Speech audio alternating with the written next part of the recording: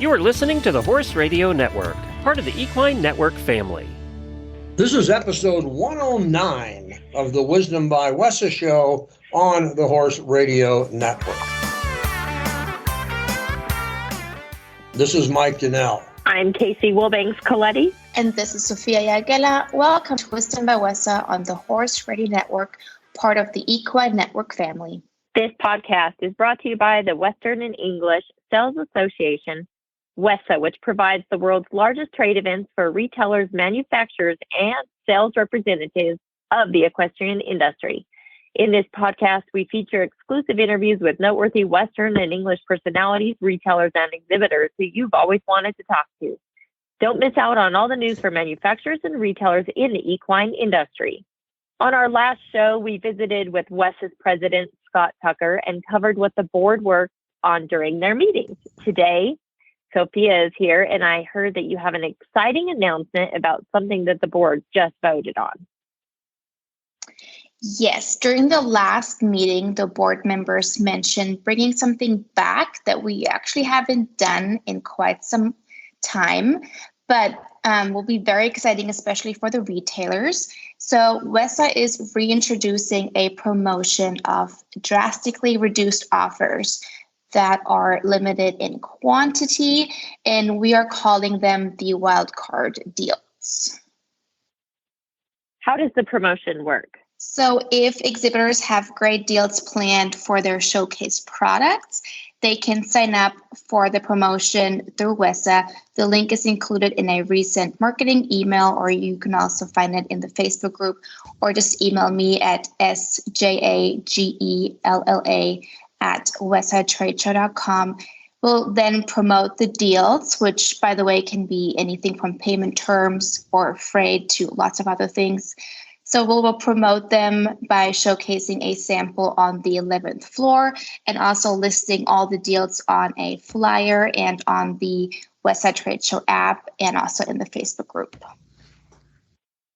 Awesome. Do exhibitors pay to have their wildcard deal promoted?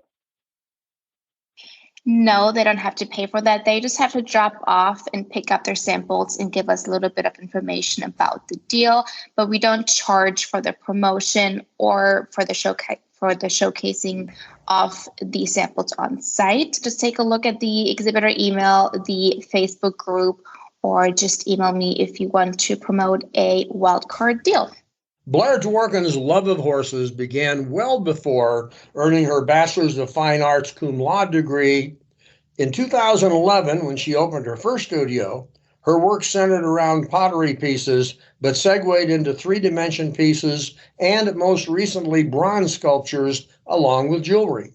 Now, operating her business as Blair Fine Art, her one-of-a-kind sculptured vases and portraits have been collected and purchased by top breeders and even celebrities. Her work has been featured in several international equine magazines and at numerous horse shows. Blair joins us today to tell us more about her story. Blair Dworkin, thank you so much for taking the time out of your busy day to talk with us here on the Wisdom by Wessa podcast. Thank you. Thank you so much for having me. I really appreciate it. Well, you've got an interesting background, and we chatted a little bit earlier. I mean, you had an early affection for horses, but you got your degree in fine arts, and you've managed to blend the two to the point now where you've got a very successful business with jewelry, a lot of horse shows you go to. I've seen articles about you in the equestrian publications, but let's go back a little bit, maybe the time you got out of school and then began to open your studio, and kind of bring us up to date from that time to where you are now. Well, it's really interesting. I never thought of myself as a fine artist. I actually studied graphic design in college, and more advertising, brochures, logos, and kind of the coming of age of the computer when I, unfortunately, so long ago graduated. So I did graphic design for many years and raised my children and built some houses and did some other things. And then my husband's family had horses, and I've always enjoyed horses and grew up riding a little bit, but we never owned horses. And I was getting older, and I decided, my kids were getting older, excuse me, and I decided I was looking for something different. And I was playing in clay. I was doing a lot of pottery pieces. So I first started creating pottery with images of the horses and hand painting on top of them. And that's where I originally started my business and it was called Brown Eyed Philly. That was my original name for my business. And I would do horse shows and I would sell my pottery. And then it developed into sculpting the horses in actual ceramic clay. So I started, as you'd mentioned before, vases. I started sculpting the horses very three-dimensional, not just bas-relief, on the vases. And I've sold several. Wayne Newton has a couple of my pieces, which is kind of exciting because he's a big Arabian horse breeder. It sold many of those. And then it slowly from there developed. I had a customer come in and they said, you know what, Blair, bronzes are forever. We love your work, but bronzes are forever. So I went from doing these sculpted pottery pieces into having them cast as bronze, limited edition bronzes. And then it developed from there into jewelry because I had a lot of customers come in and not everybody could afford the cost of a bronze, but they loved my work. So I decided if I could bring it into more smaller dimensional size, then I would have a different customer base and following. And that's what I started doing. And so I love capturing the horses now in jewelry pieces also. And I try to find something different in the style of my artwork. Is your time more focused on the pottery or on the jewelry these days? I don't do pottery at all anymore these days. Oh. My time is mostly focused on the jewelry. The bronzes are so, I'll do a new one maybe once or twice a year. I kind of stopped doing the ceramic because it kind of was complicated explaining why one's ceramic and one's bronze and the price point differences. But I mostly do sterling silver and bronze jewelry. And I do bronze sculpture. Matter of fact, I just got back the newest piece in my bronze sculpture, but mostly focused on the jewelry, I would say more than anything, because that's the most lucrative thing to sell. I've done enough shows with Casey to know that she's going through your website. She's looking at the jewelry. She probably buys a little more of your style jewelry than I do. I'm going to ask her to step in here now and chat a bit about that. One of these days, we're going to get this jewelry on him, Blair. He says that every show, I feel like, and he makes me sound like a shopaholic, but I'm not. So what's interesting is when we have somebody come on the show, I dig into the website because you're on the show for a reason. Your designs are unique. They're different. So I just sit and I look. So I guess that's where I'll start. Your inspiration. Where does the continued inspiration, the continued creativity come from? I guess you're artistic. You talked about graphic design, but to me, to keep that flowing constantly, give us some insight onto the creative nature of your project. Well, I love the horses in nature. So if you look at some of my pieces, like I have one, it's a quarter horse and it's down grazing in the flowers. When I first decided to start my business, no matter what I was doing, I looked to see what other artists are doing. And I didn't want to do what they're doing. Why do I need to compete with somebody who's already doing something? And I wanted to do something that were more statement pieces. So everything I do nothing's on a teeny weeny scale. Like you want, everything is very statement. It has a story, like the horses in the flowers, or I have another pendant, it's a whole sculpted pendant of a reiner or a roper. I wanted to tell those stories, but I didn't want them just being silhouetted little pendants. I wanted the background, so they're just all different because I had not seen anyone doing this. I'd only seen someone doing things that or just silhouettes of horses or you know what I mean? Or a head. Yeah. So very interesting. Like I'm looking at one right now and it's called Scamper. Is that the obvious story? Is that kind of designed around Scamper, the barrel horse? It's not exactly Scamper, but the concept is about Scamper. Yeah. So, and I used some of the names that are from history, some of the different names of some of the pendants. Oh, cool. I love Suddenly Famous. That's the one that my eye keeps going to over and over. Oh, yes, Suddenly Famous with the gems inset inside of it. How about your bracelet, Very Lucky Blair Sapphire bracelet? I went to that immediately, obviously, because your name is on the horseshoe. Yeah, I thought it would be really fun to brand myself. I thought, why not? If Coach can brand themselves, why can't Blair brand herself? And so all my necklaces now, actually, I made all the toggles, horseshoe toggles on the necklaces. I know that was the bracelet, but the same idea with the horseshoe. They're meant to be seen. They're meant to be lucky. They're meant to be fun and show off your little bit of Western, without actually having a horse on something. So cute. It's so unique too. I know Mike threw it to me on the jewelry side of it, but I do want to go back to your bronze and talk about the vases, just because they're just so intricate and simply just amazing. And I just want to talk about those a little bit. I know you mentioned some names like Wayne Newton. I would love to know more stories of where your vases are, whether they're in people's homes that you know of or anything really unique, people that have bought your vases, because they're beautiful. It's interesting. A lot of the vases I sell are emotional pieces to people. When they buy my vases, they have a feeling that reminds them of a certain horse they've had or a feeling they've had when they've seen a horse. And they're mostly in homes. I have one of my customers who bought Nadira, which is the big head of the horse in the poppies, leaning down into the poppy fields.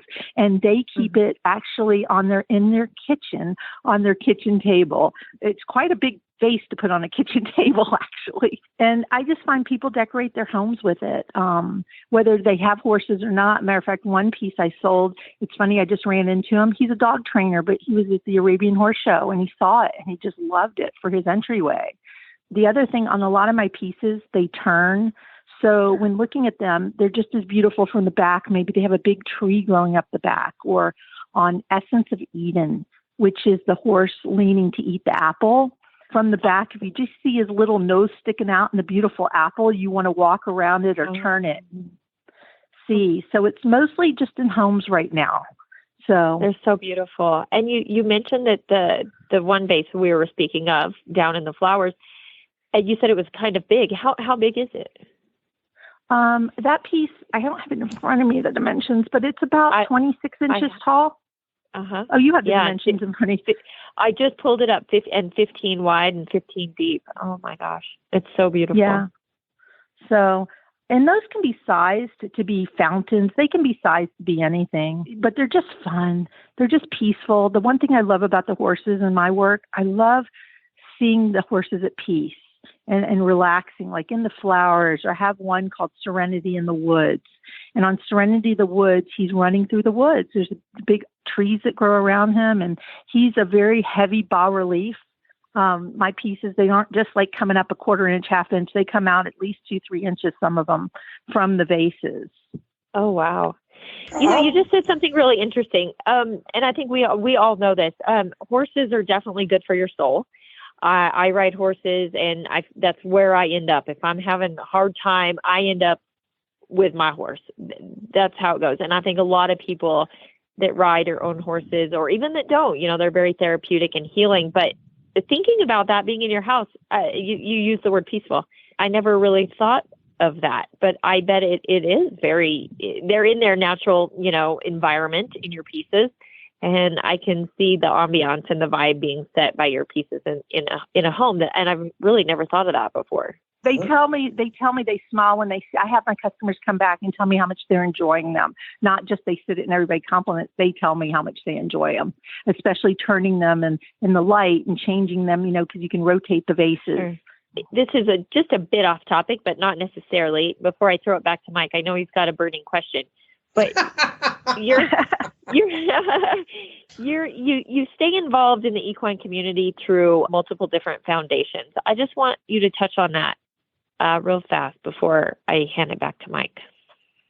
Well, I try to donate to some of like Healing Hearts and some of the other foundations for raising money. And then I just went on this was fun.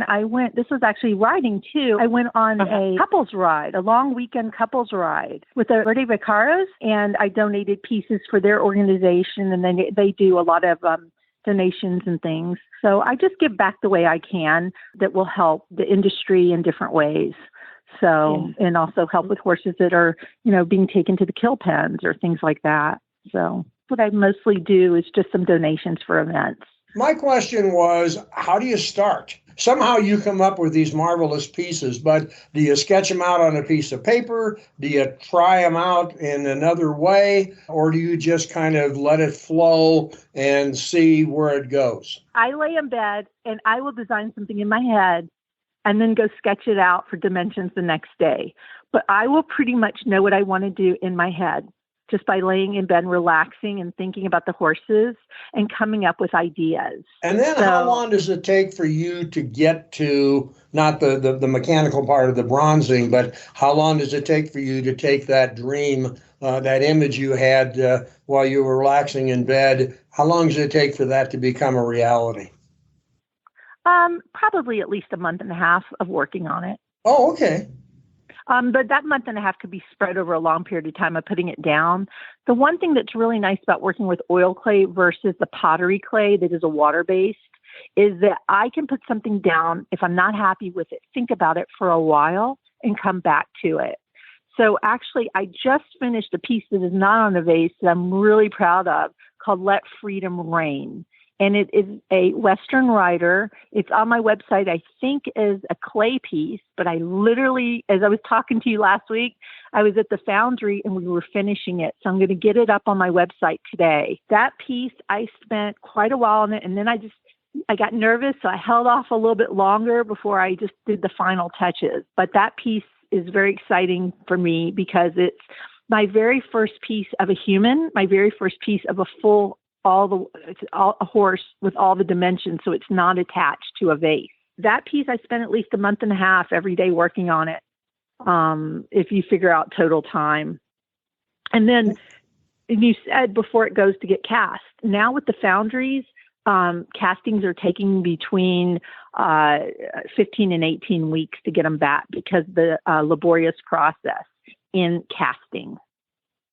Which was a process you had to learn. Even though you don't actually, I guess, do it, you had to learn how that process was done so you could envision how it should look for the finished product? I needed to learn the process, and there are different stages during the process. It's the lost wax casting, so it's a dual mold process, which is very interesting. My pieces actually are very intricate. The molds on them, a lot of them, like the last one, maybe like 20 to 30 molds. And it's a dual process because the first mold is just wax is put into it. The wax is taken out and it's put into a second mold, which is silica, and that's what the bronze is poured in. This is just a really quick summary. Then all those pieces are taken and put together, called the brazing process. In bronze casting, it's called brazing, not welding, but it's the same process. And then a metal chaser goes over and fills all the little gaps of where it's all welded together, or brazed together, and texturizes it. And then the color patinas are put on. So, but that's hours upon hours of work that I just summarized in about 30 seconds. Now, is the creative process for the jewelry follow the same thing? You're lying back, relaxing, and you're envisioning a piece of jewelry. You get up, you sketch it, and you make it? Pretty much. It's pretty much the same idea. Some of my jewelry I do take from some of my pieces, like I said, the Eden, which is the bracelet with the horse leaning over to reach for the apples. I had already come up with the concept, but I redesigned it because it had to work, symmetrically for a bracelet. By the way, I've sold that to a couple men. So, you have primarily been marketing online and on horse shows, and then you appeared at a WESA show, and with WESA, you're hoping to be able to add another marketing distribution dimension to the business, and that is to be able to have a retail market. So let's talk a bit about your thoughts in terms of WESA and your experience at the show and your potential for being a supplier of your work to retailers as well, because we've got a lot of retailers among our listeners. And I know they're going to want to be interested in how they might be part of your business. Yes, yes. So I've attended 2 WESA shows I've had a booth at, and I learned a lot really at the first show, which is the fall show. And then the second show, I kind of changed my booth around and started to make a lot more contacts, and then also looked around at what other people were offering to see what else I should offer that's different, because I never want to do what anybody else is doing, but what the retailers are looking for. So I've been adding some things to my product line, like more bolos. And like I just did a buffalo bolo. I just did a new quarter horse bolo. But these are all more higher end pieces in the sense that they're sterling silver and bronze. And everything is also made in the USA. So that's where I'm kind of learning as I'm going along. And I also have a few mentors who are WESA members who have been lovely to help guide me a little bit. Are you now ready? If I was a retailer, are you now ready to do business with me, or are you still kind of working your way through the process? I think I am now. I don't think I was ready the last 2 shows. I've really got my pricing more accurate because doing wholesale and retail are 2 different things. I had to change all my pricing structures for all my retail and wholesale so that it's accurately even, because I can't be selling my stuff, at a different rate than what someone I'm retailing it for. So I'm really trying to do it the proper way. So that way, and then I can support my retailers too with maybe some marketing pieces or anything else that they need to go along to help support my line, because I really think it needs to be shown as a line, not as a onesie twosie, because it really shows how I've developed different products. So if a retailer is interested in speaking with you, how do they go about making the contact? They can email me at my email at blair@bcdfineart.com, or they can freely call me if they just have questions on my cell at 602-334-6384. I'd love to talk to them and I'd be even very happy to send them samples out that they could send back and they could make the decision. I'd be happy to work with any of the retailers out there if they even just want to feel the product in person before making a commitment. Well, I think that sure some will. I'm sure that many will take a look at this as a great extension of the product offering that they're carrying on their own. And I think it will be, from a business standpoint, is an excellent third marketing stool between horse shows online and then at retail. And we really wish you luck. It's been great chatting with you. You've got a unique approach to the market. Clearly, you have a great deal of creativity and success. We really just want to thank you for taking the time to talk with Casey and I here on the Wisdom by WESA podcast. I really appreciate this opportunity. It was a really fun conversation, and I hope to meet more WESA members and move forward. Thank you very much. The show notes and links from today's show can be found at wisdombywesa.com. As always, we'd like to hear your feedback should you have any. There's a contact link on the website. The Wisdom by WESA show will be published on the 15th and 30th of every month. You can listen on most of your favorite podcast players, and you can also listen on wisdombywesa.com. Be sure to visit all the great shows on the Horse Radio Network at horseradionetwork.com. WESA, where the industry meets.